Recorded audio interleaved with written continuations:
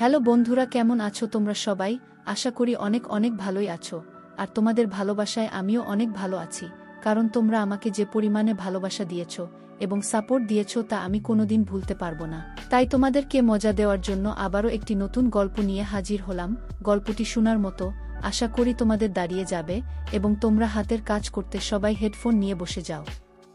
একদিন আমার কাছে এক 5 বছর বয়সী ছেলে এসে হাজির হলো। সে এমন একটি ইচ্ছা প্রকাশ করল যা শুনে আমি কিছুটা অবাক হয়ে গেলাম। এত অল্প বয়সে এতটা সাহসের সাথে নিজের মনের কথা বলতে পারা সত্যিই অদ্ভুত ছিল। আমি ভাবলাম তার কম বয়স ও সরলতার কথা বিবেচনা করে আমি চুপ করে থাকাই ভালো মনে করলাম। তবে তখনকার পরিস্থিতি এমন ছিল যে আমার হাতে কিছুটা অর্থের প্রয়োজন ছিল। আমি মনে মনে ভাবলাম, এই ছেলেটি তো আমার কোনো বিপদ ঘটাতে পারবে না। বেশিরভাগ সময় এ ধরনের ব্যাপার 2-1 মিনিটের বেশি স্থায়ী হয় না, তাই আমার জন্য এটি একটি সুযোগ হতে পারে যেখানে আমি উভয় দিক থেকেই সুবিধা পেতে পারি। আমার নাম পূজা, আমি 2-6 বছরের একজন স্বাধীন ও আত্মনির্ভরশীল মেয়ে। দেখতে বেশ সুন্দর এবং আকর্ষণীয়। ছোট্ট একটি শহরে থাকি যেখানে সবাই সবাইকে চেনে। আমার বাবা মা অনেক ছোটবেলাতেই মারা গেছেন, তাই একা থাকার অভ্যাস গড়ে তুলেছি। আমার জীবন সাদামাটা জীবনধারার প্রাধান্য, আর নিজেকে নিয়ে গর্ব করার প্রয়োজন বোধ করি না। শহরের বাইরে আমার শান্তিপূর্ণ বাড়ি যেখানে গাছপালা ও ফুলের বাগান আছে। সকালে যোগ ব্যায়াম ও বাগানের যত্ন নেই। আর্থিক অবস্থা খুব ভালো না হলেও পরিশ্রম চালিয়ে যাচ্ছি। বই আমার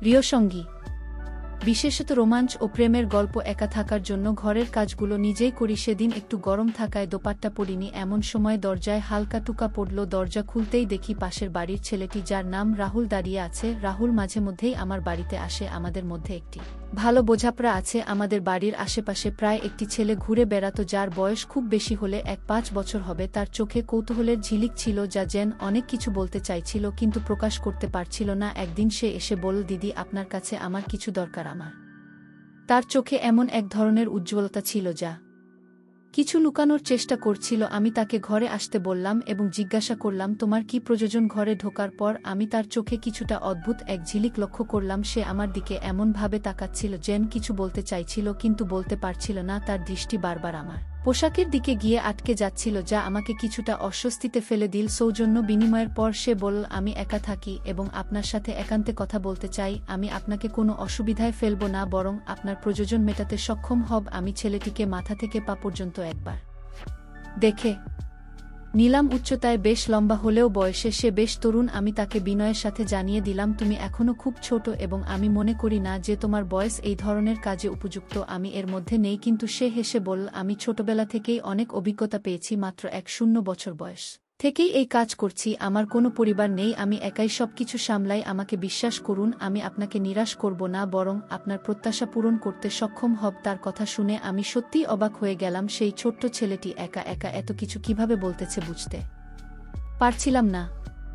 আমি জিজ্ঞেস করলাম, তোমার বাবা মা কোথায়? সে বলল, আমি একা, বাবা মা নেই, অনেক ঘুরে বেরিয়েছি, তবে এবার এই কাজ শুরু করেছি এবং ভালোই চলছে। এখন আমি কাজটা আরও বড় করতে চাই, তাই আপনার সাথে কথা বলতে এসেছি। যদি আপনি সাহায্য করেন তবে আপনার উপকারে আসব। তার এই কথা শুনে আমি অবাক হলাম। আসলে আমারও এমন একজন সহকারীর প্রয়োজন ছিল যে ছোটখাটো কিছু কাজ সামলে দেবে, আর সেও আমাকে এমন প্রস্তাব দিয়ে দিল। পরের কথাটা ছিল, যদি তার সাথে চুক্তি করি তবে প্রতি মাসে কিছু অর্থ পাব, যা আমার জীবিকার জন্য বেশ সহায়ক হবে। তবে এটাও ভাবলাম, যদি কোনো কারণে সে সময়মতো অর্থ দিতে না পারে তবে আমার জন্য সমস্যা হতে পারে। তবে সে ছিল মাত্র 1-5 বছরের এবং সহজেই তাকে আমার প্রয়োজন অনুযায়ী পরিচালনা করতে পারব। তাই নিজের সুবিধা বিবেচনা করে চুক্তি পাকাপাকি করলাম। আমিও একা ছিলাম, তাই দোকানটি তাকে ভাড়া দিয়ে দিলাম। সে বলল, দোকানেই সে থাকতেও চায়, কারণ তার আপনজন বলতে কেউ নেই। এতদিন রাস্তার উপর কাজ করত, এখন দোকানেই সেটি চালাবে। এতে আমারও আপত্তির কিছু ছিল না। ঠিক আছে, শুধু সময় মতো টাকা দিয়ে দিও, বললাম তাকে। এরপর সে দোকানে নারীদের ব্যবহারের কিছু জিনিসপত্র নিয়ে এসে সাজিয়ে রাখল। দেখতে পেলাম মাত্র কয়েকদিনের মধ্যেই তার কাজ বেশ ভালোই জমে উঠেছে। সারাদিন দোকান খোলা রাখত, আর অনেক মহিলারা তার দোকানে জিনিস কিনতে আসতেন। রাত হলে দোকানেই ঘুমিয়ে পড়ত। দীর্ঘদিন ধরে দোকানটি ফাঁকা পড়েছিল। আগেও কয়েকবার দোকানটি ভাড়া দিয়েছিলাম, কিন্তু কেউ বেশি দিন এখানে থাকতে পারত না। সবাই বলতো যে এই জায়গাটা ব্যবসার জন্য উপযুক্ত নয়। এমনকি ভেবেই নিয়েছিলাম এই দোকানটি আর কেউ ভাড়া নেবে না। কিন্তু এই ছেলে শুধু ভাড়াতেই নেয়নি, বরং দোকানটি চালিয়েও বেশ জমিয়ে তুলেছে। আশ্চর্যের বিষয় হলো, সে দোকানে নারীদের যে জিনিসপত্র রাখত আর মহিলারাই তার ক্রেতা হয়ে আসতেন। দোকানের কাজের পাশাপাশি সে আমার ছোটখাটো কাজগুলোতেও সহায়তা করত। বেশ কর্মঠ এবং বুদ্ধিমান ছিল সে। দোকানে আসা ক্রেতাদের প্রতি তার আচরণ বেশ সোদে ছিল আর জিনিসপত্রগুলো সুশৃঙ্খলভাবে সাজিয়ে রাখত, যা আমাকে বেশ মুগ্ধ করেছিল। তার দায়িত্ববোধ সময়ের সাথে বেড়ে যাচ্ছিল। প্রতিটি জিনিস অত্যন্ত যত্ন সহকারে পরিচালনা করত, ক্রেতাদের সেবায় মনোযোগী ছিল এবং তার কাজকর্মে ছিল এক ধরনের সততা ও পরিপাটি ভাবও। সে নিয়মিত তার ব্যবসা উন্নতির দিকে নিয়ে যাওয়ার জন্য নতুন নতুন আইডিয়া নিয়ে আসত, নতুন কিছু কৌশল প্রয়োগ করেছিল, যার ফলে দোকানের বিক্রিও বাড়তে শুরু করে। কিছু সময় পর আমাদের মধ্যে বন্ধুত্ব গড়ে উঠল আর আমার ছোটখাটো কাজে আমাকে সাহায্য করত। যখন খাবার একটু বেশি তৈরি হতো তখন সেটি দোকানে পাঠিয়ে দিতাম। দোকান আর বাড়ির মাঝে ছোট্ট একটা দরজা ছিল। প্রয়োজন হলে সেই দরজা খুলে রাহুলের সাথে কথাও বলতাম। ধীরে ধীরে আমাদের মধ্যে সম্পর্কের গভীরতা বাড়তে লাগল। আমি নিজেও একাকী ছিলাম, তাই রাহুলের সঙ্গ পেয়ে অনেকটাই ভালো লাগছিল। আসলে আমার কোনো সন্তান ছিল না আর আমার স্বামী নরেশ হৃদরোগে আক্রান্ত হয়ে শয্যাশায়ী ছিলেন। সংসার চালানো বেশ কঠিন হয়ে এছিল। কেউ মাঝে মাঝে সাহায্য করলেও দোকান থেকে আসার টাকাটা আমার জন্য বেশ সহযোগ ছিল। তাই রাহুলের সাথে সম্পর্কটা ঘনিষ্ঠ রাখার চেষ্টা করছিলাম, যেন সে দোকান ছেড়ে না যায় এবং আমার এই ছোট্ট আয়ের উচ্চ বজায় থাকে। তবে আমি জানতাম না যে ছেলেটিকে আমি ছোট্ট এবং সরল মনে করেছিলাম, সে এতটা সহজ সরল নয়। আমাদের সম্পর্কের গভীরতা বাড়তে থাকলে আমি তাকে আমার বাড়ির ভেতর আসার অনুমতি দিলাম। ছোট ছোট কাজের জন্য সে আমার বাড়িতে চলে আসত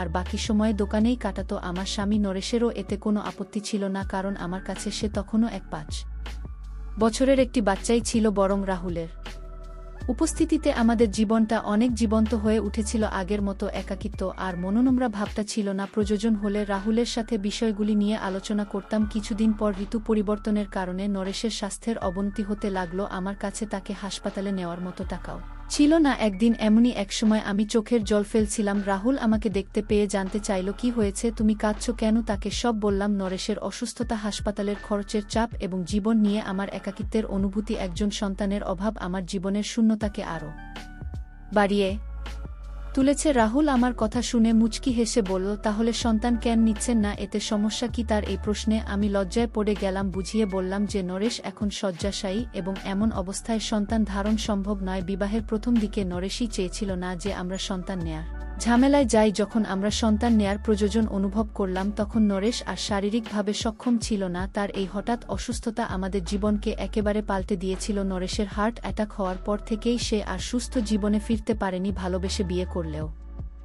ধীরে ধীরে সেই সম্পর্ক বাধ্যবাধকতার রূপ নিয়েছিল, কারণ আমার সামনে অন্য কোনো পথ খোলা ছিল না। রাহুল হয়তো আমার মুখের অভিব্যক্তি বুঝে ফেলেছিল। সে বলল, আপনাকে চিন্তা করতে হবে না, আমি তো আপনার পাশে আছি। শীঘ্রই আপনার সবসময় সমস্যা দূর হয়ে যাবে। রাহুলের কথায় আমার মুখে হাসি ফুটে উঠল। সে একাই এত সাহসী যে প্রতিটি সমস্যার মুখোমুখি হতে পারে, আর আমি এত বয়স পেরিয়ে এসেও সাহস জোগাতে পারিনি। রাহুল ছোটবেলায় মাত্র 7 বছর বয়সে তার বাবা মাকে হারিয়েছিল, তবুও সে জীবন সংগ্রামে হার মানেনি। নিজের পথ নিজেই তৈরি করেছে এবং পাশাপাশি নরেশেরও যত্ন নিতে শুরু করেছিল। রাহুলের সরলতা ও সাহসিকতা আমার মন ছুঁয়ে গেল। তার কথাগুলি আমাকে সামান্য হলেও স্বস্তি এনে দিল। সে আমার পাশে থাকার প্রতিশ্রুতি দিল এবং আমার একাকিত্বের সঙ্গী হওয়ার প্রস্তাব করল। এতে আমার মনে কিছুটা সাহস ফিরল। আমি বললাম, রাহুল, তোমার প্রতি আমি সত্যিই কৃতজ্ঞ। তোমার কথাগুলি যেন আমার জীবনে নতুন আশার আলো নিয়ে এসেছে। আমার কথায় সামান্য স্বস্তি হচ্ছিল। রাহুল বলল, জীবনে সমস্যা আসবেই, কিন্তু আমরা একসাথে সেগুলো পার করতে পারব। তোমার একা সবকিছু সামলানোর দরকার নেই। তোমার পাশে একজন সঙ্গী থাকা উচিত, আর আমি আছি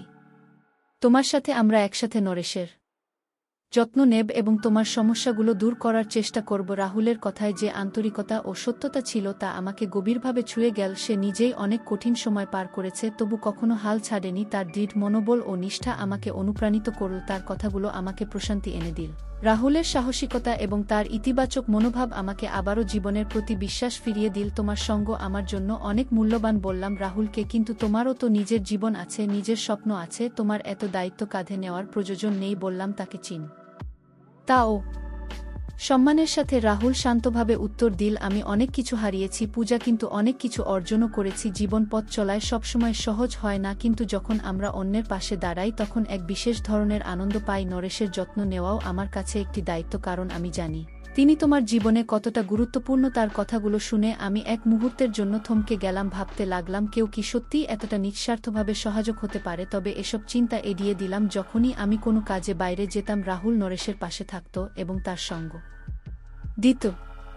তাদের মধ্যে ঠিক কী কথোপকথন হতো আমি জানতাম না, তবে আমাকে দেখলে রাহুল শান্ত হয়ে যেত। রাহুল প্রতিশ্রুতি দিয়েছিল সে আমার সকল অভাব পূরণ করবে, তার একথায় আমার মুখে হাসি ফুটে উঠেছিল। আমি সন্তানের অভাব অনুভব করছিলাম, আর এই শূন্যতা পূরণের ইচ্ছে আমার মধ্যে ছিল। তবে এই ইচ্ছা রাহুল কিভাবে পূরণ করবে সেটি আমার কাছে ছিল এক প্রশ্ন। তবুও তার আনন্দের জন্য আমি মনের কষ্টটা গোপন করে হাসি মুখে ছিলাম। কিছুদিন পর হঠাৎ করে আমার শারীরিক অবস্থা কিছুটা পরিবর্তন অনুভব করলাম। অসুস্থ হয়ে পড়লে রাহুল আমাকে চিকিৎসকের কাছে যাওয়ার পরামর্শ দিল এবং অর্থ সহায়তাও দিল। চিকিৎসকের কাছে গেলে জানা গেল আমি গর্ভবতী। এটা শুনে যেন মাথার উপর আকাশ ভেঙে পড়ল। নরেশের স্বাস্থ্যের অবস্থা বিবেচনায় এটা কিভাবে সম্ভব? আমি কাপা হাতে রিপোর্ট নিয়ে বাড়ি ফিরলাম। ভয় নিয়ে নরেশকে বিষয়টি জানালে সে মুচকি হেসে বলল, এটা তো নরেশ হেসে বলল, সম্ভবত আমি এখন একজন সন্তানের বাবা হওয়ার জন্য প্রস্তুত। যদি ঈশ্বর আমাদের এই সুখবর দিয়ে থাকে তাহলে একে হাসি মুখে গ্রহণ করো। নরেশের কথায় আমি অবাক হয়ে গেলাম। সত্যিই কি আমি নরেশের সন্তানের মা হতে যাচ্ছি? এটা বিশ্বাস করা কঠিন ছিল, কারণ তার স্বাস্থ্যের কোনো বড় উন্নতি দেখা যাচ্ছিল না। তবে আমি মেনে নিলাম যে হয়তো আমি নরেশের সন্তানের মা হতে চলেছি। এরপর থেকে নিজের যত্ন নিতে শুরু করলাম, আর রাহুলও এটা জানতে পেরে ভীষণ খুশি হলো যেন তার নিজেরই বাড়িতে নতুন অতিথি আসছে। দোকানের কাজ থেকে ফ্রি হলে রাহুল প্রায়ই আমাদের বাড়িতে চলে আসতো। সে নিজেই নরেশের যত্ন নেওয়ার দায়িত্ব নিয়েছিল এবং আমাকে স্বস্তি দিতে নানা কাজে সাহায্য করত। এমনকি আমার জন্য ফল ও জুস নিয়ে আসতো। তার দোকানও ভালো চলছিল, আর দিনগুলো এভাবেই কেটে যাচ্ছিল। অবশেষে ৯ মাস পরে আমি একটি সুন্দর শিশুর জন্ম দিলাম। মজার বিষয় হলো শিশুটি আমার বা নরেশের মতো দেখতে নয়, বরং অনেকটা রাহুলের মতো লাগছিল। আমি কখনো শিশুর মুখের দিকে তাকাতাম, কখনো রাহুলের দিকে। হাসতে হাসতে রাহুল বলল, আপনি তো আমাকে এত দেখেছেন যে আপনার বাচ্চাটাও আমার মতো হয়ে গেছে। কথায় তো আছে, মা যদি গর্ভাবস্থায় কাউকে বেশি দেখে সন্তানও অনেক সময় তার মতো দেখতে হয়। রাহুলের এই কথায় আমি লজ্জায় মাটিতে মিশে গেলাম। এত কম বয়সে তার এসব বিষয়ে জানা দেখে অবাক হলাম। আমার কোলে সন্তান আসায় আনন্দে আমার মন ভরে উঠল। ফিরলে মনে হচ্ছিল